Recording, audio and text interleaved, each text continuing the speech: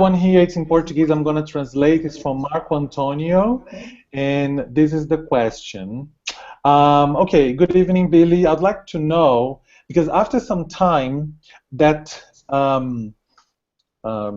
let's say, magic, that initial magic that we have when we meet Kabbalah for the first time, it seems to stagnate a little, to stop, and it seems that we lost the connection to the light. So why is it always happening? He says to him that it's after some time it happens to him, and I have to say that I myself have experienced that again. And how is it? Why does it happen? Okay, I wrote an article on that on my blog. You should read it. I forget the name of it, but it explains that whole phenomena. I'll try and repost it on my. It's the problem of Kabbalah. Yeah, the problem. Look up at my blog, KabbalahStudent.com. Do a search for the problem of Kabbalah. But I'll tell you something that's not in the article.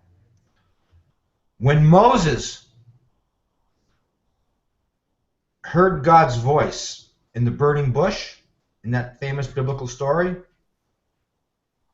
he didn't hear God's voice. He heard his father's voice.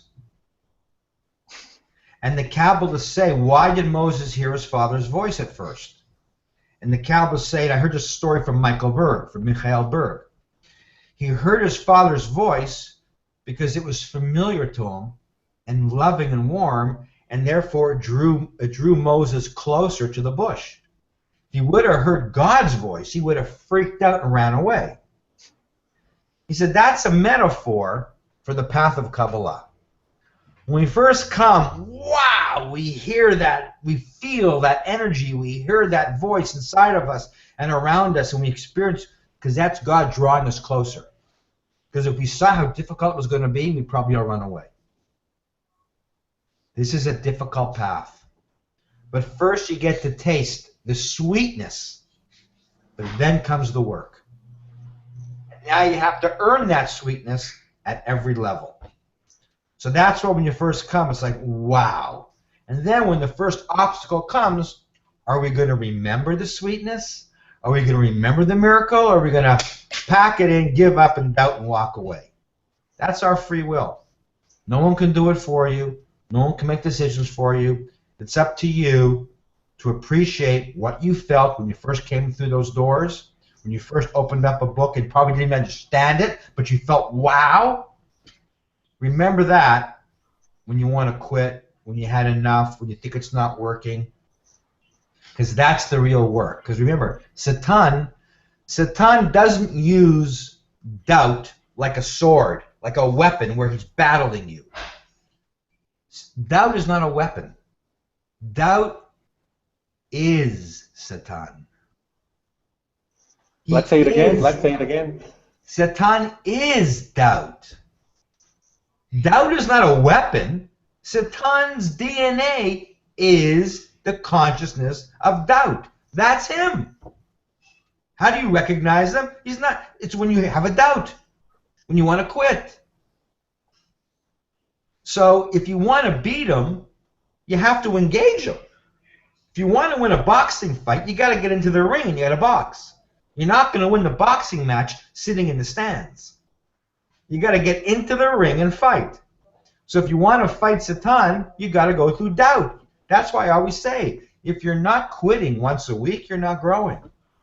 If you're not quitting once a day, you're not growing. Because quitting is Satan. That's his name. And then just today, you posted 11 hours ago on the Facebook page a quote from the Rav. And just to summarize it, it says, that's the quote from the Rav. If you want to bring the Messiah, we need to do the illogical and not the logical.